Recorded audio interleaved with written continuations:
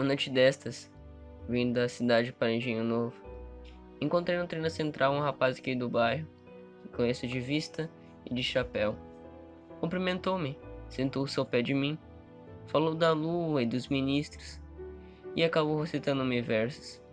A viagem era curta, e os versos podem ser que não fossem inteiramente maus. Sucedeu, porém, que, como estava cansado, fechei os olhos 3 ou 4 vezes.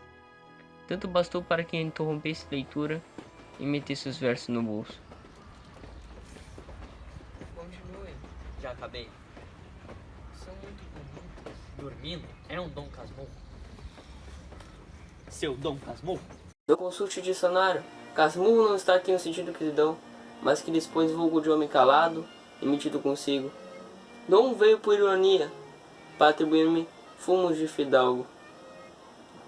Também não achei outro título melhor para minha narração.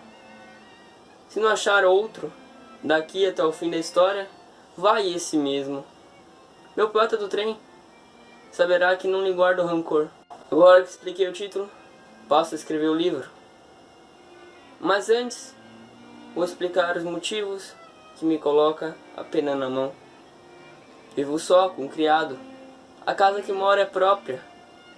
Um dia, há bastantes anos, lembrou-me reproduzir aqui, no Engenho Novo, a mesma casa que criei na rua de Mata Cavalos, com o mesmo aspecto e economia daquela que desapareceu. Ora, como tudo cansa, essa monotonia acabou por deixar eu cansado. Pensei em escrever um livro. Jurisprudência, filosofia, política acudiram-me, mas não acudiram com força. Pensei em escrever a história dos subúrbios, mas exigia documentos com datas preliminares, tudo árido e longo. Acabei pensando na ideia de produzir-me os tempos idos e que pegasse a pena na mão e contasse alguns. Comecemos a evocação por uma célebre tarde de novembro, da qual nunca me esqueci. Tive piores, melhores, mas essa nunca saiu do espírito. É o que vais entender lendo. Enquanto brincava, escutei José Dias e minha mãe falando meu nome. Dona Glória, a senhora insiste em colocar Bentinho dentro do seminário. É mais que tempo e pode haver uma dificuldade. Que dificuldade? Uma grande dificuldade. É que a dificuldade está a casa ao lado, a gente do Pádua. A gente do Pádua? Não me parece muito bonito o Bentinho andando pelos cantos com a filha do Tartaruga. Aí que está a dificuldade. Se eles pegarem namoro, será muito difícil de separá-los. José Dias era nosso agregado desde muitos anos. Um dia apareceu ali e curou um feitor. Meu pai propôs que ficasse ali vivendo como um agregado. Recusou, mas voltou um tempo depois. Não acho. Andando pelos cantos. É modo de falar, eles sempre estão juntos. Bentinho quase que não sai de lá. Mas, senhor José Dias, eu tenho visto as crianças brincar e nunca vi nada que faça desconfiar. São duas criançolas. Pode ser, minha senhora, mas creia, eu não falei isso sem muito examinar. Em todo caso, vai sendo tempo. Vou tratar de meter no seminário o quanto antes. Minha mãe era boa criatura. Tendo nascido o primeiro filho morto, prometeu a Deus que se o segundo vivesse bem, ia colocá-lo no seminário. Agora que José Dias me denunciara, percebi um sentimento que não havia percebido antes. Eu amava Capitu, e Capitu me amava. Agradeço a ele por ter me feito perceber isso. Contei a Capitu tudo que ouvira na minha casa, e ela me deu a ideia que falasse com José Dias para ele convencer Dona Glória que eu não poderia ir no seminário. Há muito tempo que eu não venho aqui, talvez um ano. Perdoe-me, há 3 meses que você vem com o Pádua aqui, não se lembra? Sim, mas foi tão de passagem. Já que tocamos nesse assunto, não acho bom que você ande com o Pádua pela rua. Dona Glória não há de gostar disso. José Dias, peça-me um favor. Peça, ordene. Mamãe, O que tem, mamãe? mamãe quer que eu seja padre, mas eu não posso ser padre. A carreira é bonita, mas não é pra mim. O que posso lhe fazer? Pode muito. Lá em casa, todo mundo te aprecia. Tio Cosme acha você uma pessoa de talento. São bondades. Não é tarde, ainda é tempo, se o senhor quiser. Olha, não é por judiação, Se a mãe quiser que eu estude leis, vou para São Paulo. É tarde sim, mas para lhe mostrar que não é por falta de vontade, irei falar com sua mãe. Não prometo vencer, mas lutar. À noite eu aprendia as primeiras letras, latim e doutrina, com o padre Cabral, que às vezes ia jogar à noite com o tio Cosme. José Dias, nesse dia, decidiu que era o momento certo e foi falar com ele. Padre, será que Bentinho tem vocação? Vocação é tudo. Não havendo vocação real e sincera, um jovem pode muito bem estudar direito, que também é útil e honroso. Bom, vocação é muito, mas o poder de Deus é soberano. Digo-lhe uma coisa, um homem pode não gostar de igreja, mas um dia Deus lhe toca e ele se torna um apóstolo. Eu gostava de medicina, mas meu pai me colocou no seminário. Eu podia muito bem ter feito e não ter me tornado um padre. Se em 2 anos a vocação de Bento não aparecer, significa que Deus não lhe reservou a vida de padre. 1 ano já é o bastante, padre. Mãe, quando é que eu vou no seminário? Só depois das férias. Mas eu vou pra ficar? Como assim ficar? Ué, não volto pra casa? Volto aos sábados e nas férias. Mas é melhor assim. Eu fico feliz com a ideia do padre, mas insisto que te torne um. Vem, vamos pra sala. Capitu estava em minha casa nessa noite. E no dia seguinte, quando fui em sua casa, se despedia de uma amiga, Sancha, mas carregava em sua mão um lenço. Sua mãe falou que era excesso de leitura. Capitu, quando estivemos a sós, confirmou a narração da mãe, mas contou que ficou preocupada com o que ouvira em minha casa. Bentinho, diga uma coisa, mas com o coração na mão. Diga. Suponha que você está no seminário e recebe a notícia de que eu vou morrer. Não diga isso. Ou que me mato de saudade se você não vier logo e sua mãe não quiser que você venha. Diga-me, você vem? Eu venho. Você deixa o seminário, você deixa sua mãe, você deixa tudo para me ver morrer? Não fale em morrer, Capitu. A única coisa que eu queria era ver a sua missa nova. As pessoas iriam perguntar quem é aquela moça tão faceira, com um vestido tão bonito, e responderiam: aquela é Dona Capitolina, uma moça que morou na rua Mata Cavalos. Que morou? Você vai se mudar? Ninguém sabe onde há de morar amanhã, Bentinho. Olha, prometo que você vai olhar minha missa nova, mas com uma condição. Qual condição? Me promete primeiro. Não sabendo, não prometo. Na realidade são 2 coisas. 2? Quais são? A primeira é que só há de se confessar comigo. E a segunda? A primeira está prometida. E a segunda? A segunda é que seja eu o padre que vou lhe casar. Que me case. Bentinho, até você se tornar padre, já se passaram muitos anos. Olhe, prometo outra coisa. Que você batize meu primeiro filho. Não, não é de ser assim. Dizem que não estamos na idade de se casar, que somos 2 crianças. Mas me prometa uma coisa. Me promete só de casar comigo. Juro, mesmo que você se case com outro. Que me case com outra? Não, juro por Deus. Nossa, Senhor, só vou me casar com você. Basta isso? Sim, mas juremos por outro modo. Juremos que só havemos de nos casar um com o outro, haja o que houver. Vendo que não tinha jeito, acabei indo ao seminário. Tchau, tio Cosme. Anda lá, volta no papo. Também. Aguente o ano, até lá tudo estará arranjado. Não vou contar do seminário. Para isso não me basta um capítulo. Mas creio que é importante falar no seminarista em específico. Ezequiel de Souza Escobar, um rapaz esbelto, olhos claros, fugitivos. Não se aproximava de ninguém, dava respostas curtas. Eu, seduzido por suas palavras, deu-me a vontade de contar toda a minha história. A princípio fui tímido, mas ele foi entrando em minha confiança. José Dias veio visitar-me no seminário e me contou algo que mexeu com meus ciúmes. Não se preocupe, daqui a pouco você sai e nós viajaremos para a Europa, estudar direito. E a Europa é lindíssima. Sim, mas como vai, Capitão? Capitu vai alegre, que ela é uma tontinha. Daqui a pouquinho ela acha algum peralta por aí para se casar com ela. A notícia que vivia alegre, enquanto chorava todas as noites, um peralta da vizinhança. Em verdade nunca tinha pensado nisso. Vivia tão nela e para ela que não me vinha à cabeça que existia peraltas na vizinhança. Vá visitar sua mãe no sábado. Sim, peço que me mandem me buscar logo. Acabei me acostumando à vida no seminário. Visitava as famílias aos sábados. E Capitu sempre ia visitar minha mãe. Acabou até que criou uma intimidade com ela. Senti a necessidade de contar a alguém o que estava acontecendo comigo e Capitu. E Escobar foi quem recebeu. Escobar, você é meu amigo. E eu sou seu amigo também. Olha, aqui no seminário você foi a pessoa que mais entrou no meu coração. E lá fora, a não ser a família, você é a pessoa que eu mais posso te chamar de amigo. Posso te contar um segredo? Por que não? Eu não posso terminar o seminário.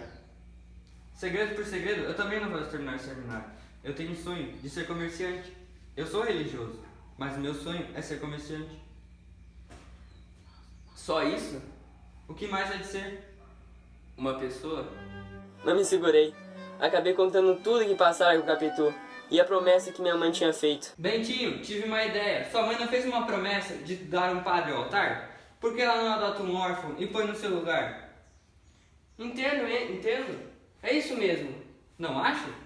Sim. Com isso, a promessa cumpre-se. Tudo se fez por esse teor.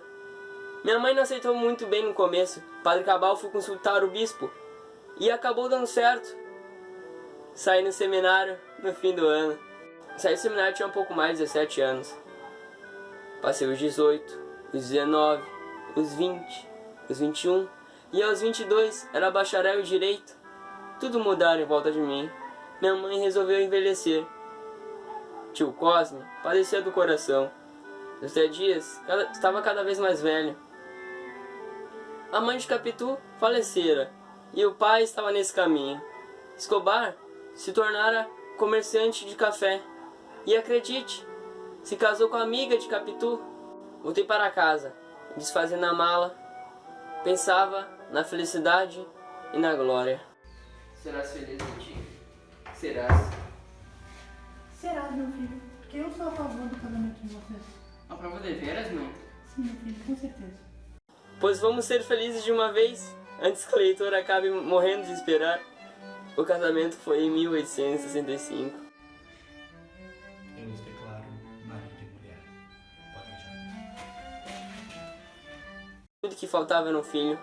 Escobar já tinha uma filha, que carinhosamente tinha batizado de Capitu. Mas não demorou muito tempo. A felicidade que tive quando ele nasceu, não sei explicar. Nunca passarei por tal emoção de novo. Acabei batizando ele de Ezequiel, o primeiro nome de Escobar. Peço desculpas ao leitor por pular para um momento tão triste em minha vida, mas sinto que quando Ezequiel nasceu, meus ciúmes cada vez mais aumentaram. É certo que Capitu gostava de se aparecer, mas eu também recebia propostas, mas recusava, pois meu amor a Capitu era maior que tudo. Um dia, voltando da ópera sozinho, encontrei Escobar em minha porta. Falou-me que era para tratar sobre os embargos de terceiro. Tais embargos não eram de tanta importância. No início desconfiei, mas como era meu amigo, deixei para lá. Ele me falou que naquela noite iria tomar banho de mar. O mar estava agitado, mas falou que era muito corajoso. Bom, a notícia veio no dia seguinte, por um escravo. Escobar faleceu, enquanto nadava no mar agitado. No enterro, os ciúmes voltaram à minha cabeça.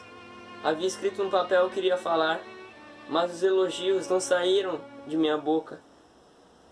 Saíram como uma dor. Olhei para o lado, vi Capitu olhando atentamente ao morto. Olhei para baixo, vi meu filho. Era a cara de Escobar.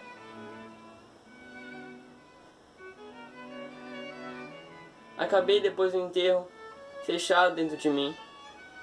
Capitu tentou agradar-me, só que continuei do mesmo jeito.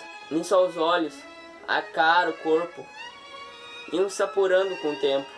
Era como um debuxo primitivo que um artista vai colorindo aos poucos.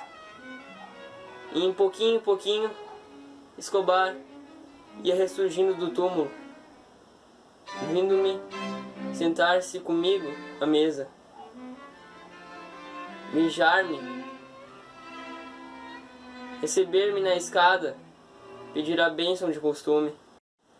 Um dia, era sexta-feira, veio na cabeça uma ideia obscura, como se fosse uma borboleta que abria as asas e batia de um lado para o outro, como faz as ideias que querem sair.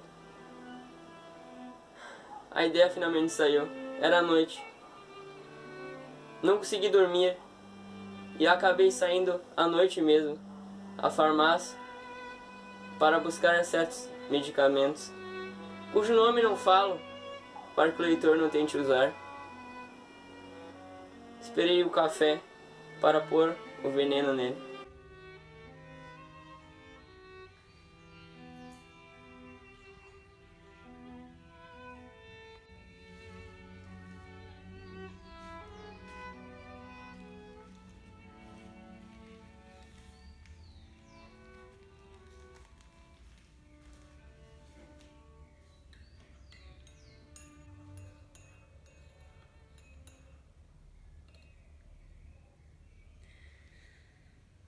Vou esperar, capítulo 1.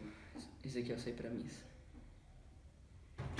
Papai, você vai na missa com a gente? Chame embora, assassina. Não sou eu quem desdiga. O meu segundo impulso foi criminoso. Não mais café? Já. Não quer beber mais? Minha xícara só. De bebê. Quero. Não. Não, eu não sou teu pai. Não sou teu pai.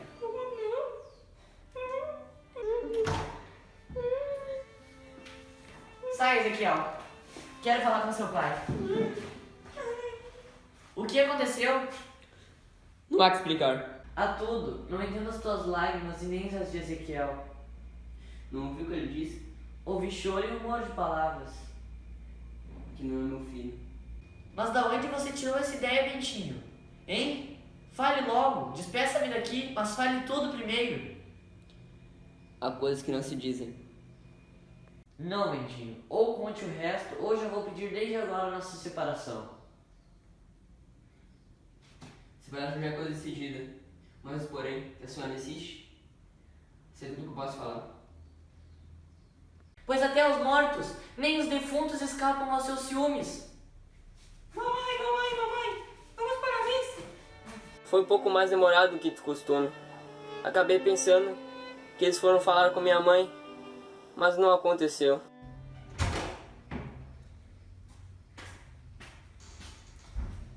Confiei a Deus todas as minhas amarguras, e ouvi dentro de mim que nossa separação é indispensável, e estou às suas ordens. Vou pensar e faremos o que eu falar. Aqui está o que fizemos. Pegamos um barco e fomos à Europa. Paramos na Suíça. Lá, com tudo arranjado, retornei ao Brasil. Peguei o barco algumas vezes, mas só para enganar os vizinhos que perguntavam. Com o tempo, as pessoas em minha volta foram sumindo. Minha mãe faleceu. Pedi que colocasse no túmulo dela uma santa. José Dias, no seu leito, falou seu último superlativo. Lindíssimo. Tio Cosmo faleceu também. Ezequiel acabou voltando depois de muito tempo. Pediu-me que patrocinasse uma viagem para a Grécia. Acabei pensando que estava pagando para ele pegar lepra, o que não aconteceu. Mas ele acabou morrendo de febre tifoide. Continuei minha vida. Tive muitos amantes depois de Capitu. Agora, porque nenhuma delas fez esquecer do meu primeiro amor? Talvez porque nenhuma delas tinha os olhos de cigana, oblíqua e dissimulada. Minha melhor amiga, meu melhor amigo, acabaram se juntando e enganando-me. A terra lhe seja leve. Vamos à história dos subúrbios.